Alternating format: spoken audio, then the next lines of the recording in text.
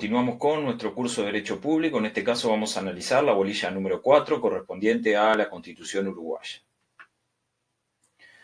En primer lugar, tenemos que tener presente que un acto constitucional es un acto jurídico que es producto de un procedimiento previsto en una Constitución vigente, como es el caso del artículo 331 de la Constitución.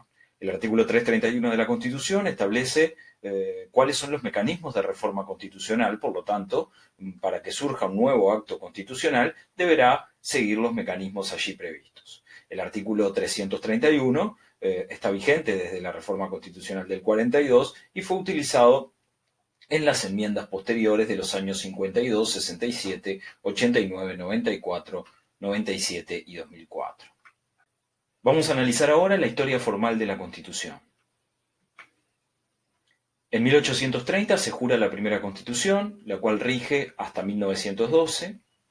En 1912 se reforman los procedimientos de reforma constitucional que estén previstos en la Constitución de 1830. Para el año 1918 se utilizan los métodos previstos en la Constitución de 1912 y se genera una nueva Constitución.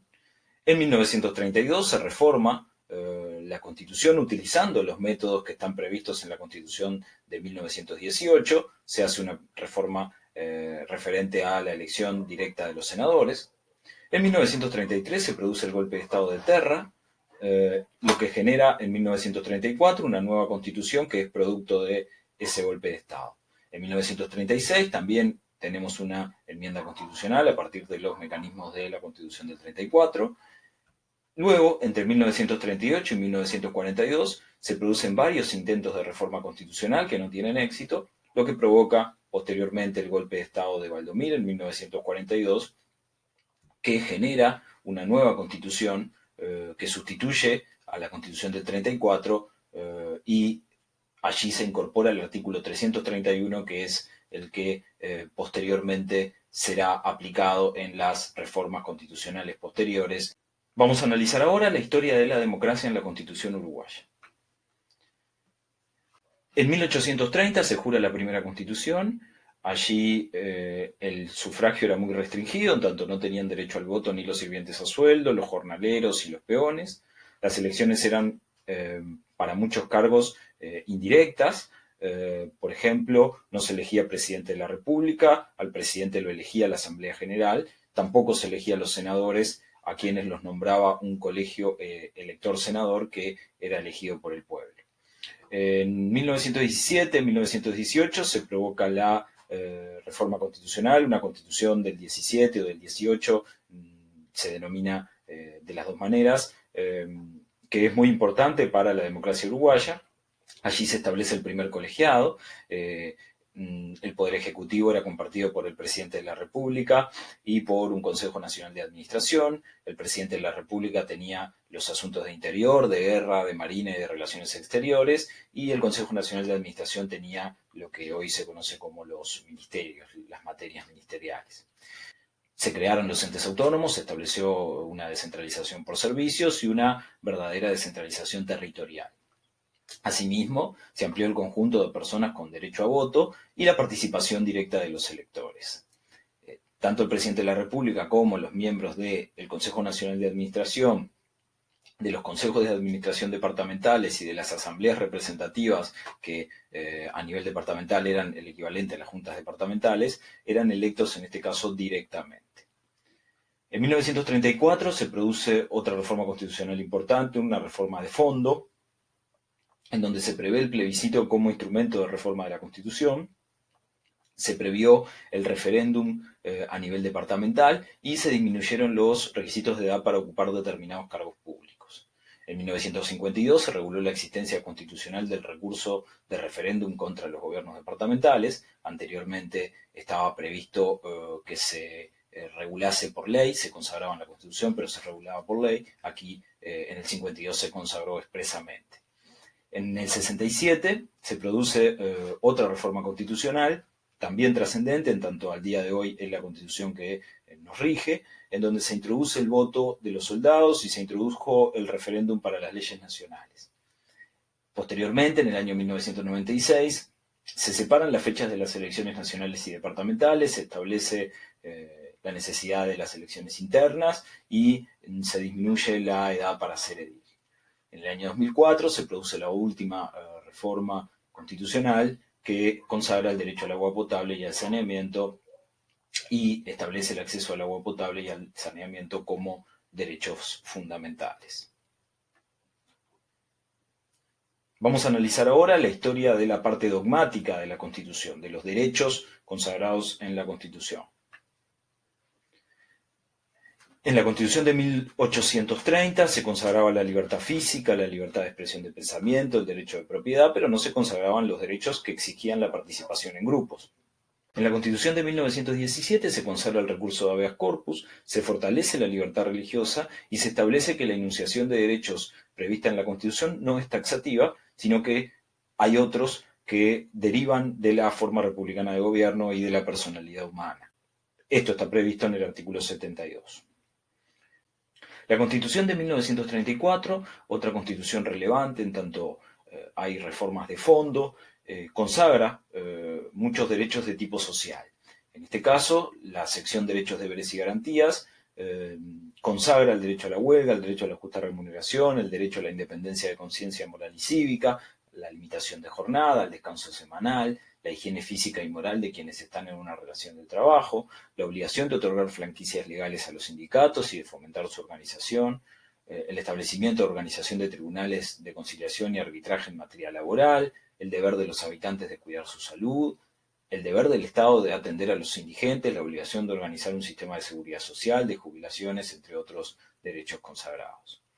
La Constitución de 1942, posteriormente, incorpora el artículo 332 de la actual Constitución, que establece que las normas constitucionales que reconocen derechos a los individuos deben aplicarse sin perjuicio de no estar reglamentadas por ley. La última reforma constitucional del año 2004 establece el derecho al agua potable y al saneamiento, el acceso al agua potable y al saneamiento consagrado entonces como derechos fundamentales. Establece que los servicios de saneamiento deben estar en manos del Estado y la protección del medio ambiente es una cuestión de interés general. Bueno, ¿cuáles son los procedimientos de reforma de la Constitución? Bueno, como decíamos, están previstos en el artículo 331, el cual está vigente desde la reforma constitucional de 1942. Podría decirse que nuestra Constitución es una Constitución rígida, en tanto no es una Constitución fácil de modificar o de reformar, sino que hay procedimientos específicamente establecidos en la propia Constitución que requieren reunir determinados requisitos para su reforma. ¿Cuáles son los procedimientos previstos en el artículo 331? Bueno, el primero de ellos es el procedimiento de reforma de iniciativa popular, previsto en el ordinal A. El segundo es el de iniciativa legislativa, previsto en el B. El tercero es el de la Convención Nacional Constituyente, previsto en el ordinal C. Y las leyes constitucionales, previstos en el ordinal D. El procedimiento de iniciativa popular fue utilizado en 1966, en el 89, en el 94 y en el 2004, y es un procedimiento en donde un 10% de los ciudadanos firman un proyecto y lo presentan ante la presidencia de la Asamblea General con el objetivo de promover una reforma constitucional. El presidente de la Asamblea General pone en conocimiento a la Asamblea General, la cual tiene la opción de elaborar un proyecto sustituto y comunicar a la Corte Electoral para que se plebiscite en la elección siguiente. Si existe proyecto sustitutivo, se plebiscita conjuntamente con el proyecto original. O sea, van a plebiscito los dos proyectos, el original presentado por la ciudadanía y el sustitutivo presentado por la Asamblea General. El proyecto original, el proyecto de los ciudadanos, debe presentarse con más de 6 meses de antelación a la elección en la cual se pretende plebiscitar, y el proyecto sustitutivo de la Asamblea General se debe presentar con más de 3 meses de antelación a dicha elección. Para aprobarse el proyecto, el plebiscito requiere mayoría absoluta de votantes por el sí, o sea, se manifiestan por sí la mayoría absoluta de los votantes, y en segundo lugar, esa mayoría absoluta debe representar por lo menos el 35% del total de inscritos en el Registro Cívico Nacional. En segundo lugar, tenemos el procedimiento de iniciativa legislativa, en donde 2/5 del total de componentes de la Asamblea General presentan un proyecto de reforma constitucional al presidente de la Asamblea General. Dicho proyecto se plebiscitará en la elección más próxima, posterior a los 6 meses de haber sido presentados, y para aprobarse requiere el mismo requisito que en el caso anterior, en donde debe haber votos por el sí correspondientes a la mayoría absoluta de los votantes, y en segundo lugar, esa mayoría absoluta de votos por el sí debe representar al menos el 35% del total de inscriptos en el registro cívico nacional. En tercer lugar, tenemos el mecanismo de la Convención Nacional Constituyente, el cual es el más complejo y nunca se convocó con el formato actualmente previsto en el artículo 331 de la Constitución. Es el procedimiento que, si bien, como decíamos, es el más complejo y con más elementos a considerar, parecería ser el más democrático en términos de los plazos de discusión y de debate respecto de la nueva Constitución que se pretende. ¿Cuál es el trámite de la Convención Nacional Constituyente? En primer lugar, se aprueba una iniciativa parlamentaria en la Asamblea General por mayoría absoluta, que puede provenir del Poder Ejecutivo, de senadores o diputados. Presentan una iniciativa de reforma y por mayoría absoluta es aprobada en la Asamblea General. La Asamblea General promulga esa iniciativa y la publica para difundir cuáles son los puntos objetos de la reforma. El Poder Ejecutivo, dentro de 90 días, convoca las elecciones de la Convención Nacional Constituyente, en donde se elegirán 260 convencionales más el doble número de suplentes. Las condiciones de elegibilidad de los convencionales son las mismas que la de los representantes. La Convención Nacional Constituyente actúa como comisión del pueblo para preparar un proyecto de constitución dentro del plazo de un año a contar desde la iniciativa de reforma. Asimismo, puede haber varios proyectos de constitución, en tanto las decisiones se toman por mayoría absoluta, podría votarse por mayoría absoluta la existencia de varios proyectos constitucionales. Asimismo, cada proyecto puede tener desgloses y esos desgloses se votan o se admiten por 1/3 de votos de la Convención Nacional Constituyente. Por último, se votan en plebiscito estos proyectos de reforma, por sí o por no, en papeletas separadas cada proyecto y sus correspondientes desgloses. Para aprobarse se requiere mayoría de votantes por el sí y que esa mayoría represente por lo menos el 35% de los ciudadanos inscriptos en el Registro Cívico Nacional. El cuarto mecanismo de reforma constitucional previsto en el artículo 331 es el mecanismo de las leyes constitucionales. Las leyes constitucionales refieren a un procedimiento de reforma de la Constitución. No hablamos entonces de un acto con valor legislativo, sino que aquí se utilizará el procedimiento de sanción de la ley, pero el producto será plebiscitado y se incorporará a la Constitución. Se sanciona una ley que deviene luego en un acto constitucional. Esa ley requiere 2/3 de votos del total de componentes de cada una de las cámaras. Aquí el plebiscito tiene diferencias con los otros procedimientos, en tanto se puede establecer una fecha especial para su plebiscitación, que puede ser distinta a la elección nacional, y se considera afirmativo cuando se obtenga la mayoría de votos por el sí, sin la necesidad de que haya un mínimo de un 35% del total de inscritos en el Registro Cívico Nacional, como se exige en los anteriores métodos de reforma. ¿Por qué el Uruguay es un Estado de Derecho? Bueno, el Uruguay es un Estado de Derecho porque los gobernantes y los gobernados están sometidos al derecho. Toda medida, toda decisión debe fundarse en la Constitución y en las leyes. Asimismo, existen procedimientos tendientes a asegurar estas reglas, como son la responsabilidad civil, penal, disciplinaria o administrativa y política de los gobernantes, y asimismo hay mecanismos para corregir los actos dictados de forma contraria al derecho por parte del Estado. Allí tendremos la acción de inconstitucionalidad que es resuelta por la Suprema Corte de Justicia del Poder Judicial y la posibilidad de la anulación de los actos administrativos que es dispuesta por el Tribunal de lo Contencioso Administrativo al resolver la acción de nulidad. Bueno, ¿qué es la responsabilidad civil? Está prevista en el artículo 24 y 25 y es la obligación que tiene el Estado, en sentido amplio, de indemnizar a aquellas personas a las cuales les haya causado un daño. Asimismo, el artículo 25 de la Constitución prevé que el Estado pueda repetir, o sea, pueda solicitar la devolución de lo pagado si existiese un funcionario negligente que el daño la posibilidad de repetir contra el funcionario es discrecional, se aprecia en cada caso si corresponde o no corresponde repetir contra el funcionario y que éste devuelva entonces lo pagado por el daño causado. Luego tenemos la responsabilidad disciplinaria o administrativa, que está prevista para conductas irregulares, para conductas que salgan del marco normativo de los funcionarios dependientes y de los directores de los entes autónomos y servicios descentralizados.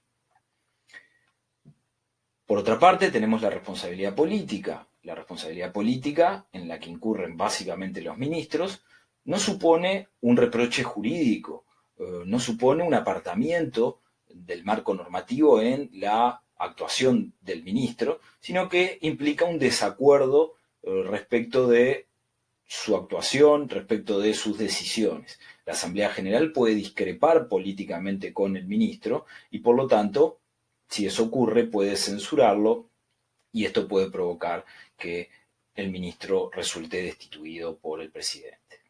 También tenemos consagrada la responsabilidad penal, responsabilidad en la que se incurre cuando hay una violación a una ley que describe un tipo de conducta como delito de forma abstracta y el individuo comete esa conducta y por lo tanto recibe una pena. La Constitución establece que los legisladores acusados de delito previamente deban ser relevados de sus fueros, se les deba quitar sus fueros por las cámaras que integran.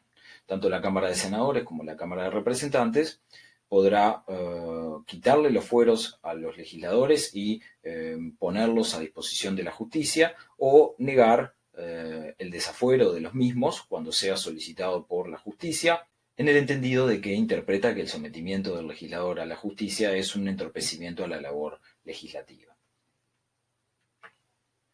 Por lo tanto, los funcionarios públicos pueden ser procesados por el Poder Judicial por carecer de inmunidades o, cuando fueren parlamentarios, por haber perdido los fueros previstos en la Constitución por 2/3 de votos de su respectiva Cámara. Asimismo, los miembros del Poder Ejecutivo solo pueden ser acusados en la forma de juicio político, tanto el presidente como los ministros, según lo previsto en los artículos 172 y 179. Inclusive, esto es aplicable para delitos leves. Vamos a analizar la responsabilidad política o penal, o lo que se conoce como el instituto del juicio político. Esto está previsto en los artículos 93, 102, 103 y 296 de la Constitución. Es un instituto en donde se imputa a los gobernantes allí previstos por la violación a la Constitución u otros delitos graves. Se le denomina juicio político porque acusan y juzgan las cámaras. En este caso, las personas o los funcionarios serán acusados por la Cámara de Representantes o la Junta Departamental y será la Cámara de Senadores por 2/3 de votos quien dictará sentencia, solamente pronunciándose sobre la separación del cargo. La culpabilidad o no de este sujeto respecto de algún delito será definida por el Poder Judicial cuando éste se someta a su juzgamiento. Por lo tanto, tenemos aquí un esquema de juicio político para comprender mejor la figura. Las causales son la violación a la Constitución u otros delitos graves. Hablamos en estos casos de atentados contra el orden constitucional general, artículos 93, 239.1, 330. En segundo lugar tenemos la acusación, que es la Cámara de Representantes o la Junta Departamental, quien la realiza, y el trámite implica una petición, un conocimiento, una declaración y una acusación En tercer lugar tendremos a los acusados, que son los miembros de ambas cámaras, el presidente, el vicepresidente de la República, los ministros de Estado, los miembros de la Suprema Corte de Justicia, del Tribunal de lo Contencioso Administrativo, del Tribunal de Cuentas y de la Corte Electoral. Y en último lugar tendremos la sentencia que dicta la Cámara de Senadores, que dispone la apertura del juicio político y posteriormente el dictado de la sentencia con la respectiva separación del cargo. Vamos a tener, como otro de los requisitos del Estado de Derecho en Uruguay, el control sobre los actos, en primer lugar sobre los actos legislativos, que son controlados por la Suprema Corte de Justicia a partir de las acciones de inconstitucionalidad. La Suprema Corte de Justicia puede declarar la inconstitucionalidad de una ley y desaplicar esa ley para un caso concreto. En segundo lugar, tenemos el control sobre los actos administrativos, control que realiza el Tribunal de lo Contencioso Administrativo, o TCA, al resolver las acciones de nulidad que le son presentadas. También tenemos el control sobre los actos. Vamos a tener un control automático que surge al momento del dictado del acto, por ejemplo, al momento de establecerse una prisión sin causa contra un determinado sujeto, ya surge el derecho de presentar el recurso de habeas corpus previsto en el artículo 17. Asimismo, cuando hay una privación de libertad a título de medida pronta de seguridad, automáticamente esta debe ser controlada de oficio por la Asamblea General. En segundo lugar, vamos a tener un control de oficio que se realiza antes de dictar el acto. Por ejemplo, el caso de la venia de la Cámara de Senadores, que previamente a la designación o a la destitución de determinados funcionarios se requiere venia o autorización de la Cámara de Senadores. En tercer lugar, tendremos el control a posteriori, que se produce luego del dictado del acto. Por ejemplo, el caso del control de gastos o pagos realizado por el Tribunal de Cuentas, en donde se certifica la legalidad posteriormente al dictado del acto y antes de que se realice el gasto o pago por parte del organismo estatal. ¿Por qué Uruguay es un Estado social? Bueno, Uruguay es un Estado social porque es un Estado protector, garantista de derechos, porque su Constitución tiene un importante reconocimiento de derechos económicos, sociales y culturales, laborales y gremiales. Existen normas programáticas sobre la economía del país, deberes de los habitantes, que son propios de un Estado social de derecho. ¿Por qué Uruguay es un Estado laico? Bueno, es un Estado laico porque el artículo 5 consagra la libertad de cultos, consagra la existencia de la separación entre el Estado y la religión, hay un reconocimiento del dominio de los templos estatales a la Iglesia Católica y existe la exención impositiva a los templos prevista en este artículo 5 y contemplada también a partir de lo dispuesto en el artículo 69 de la Constitución.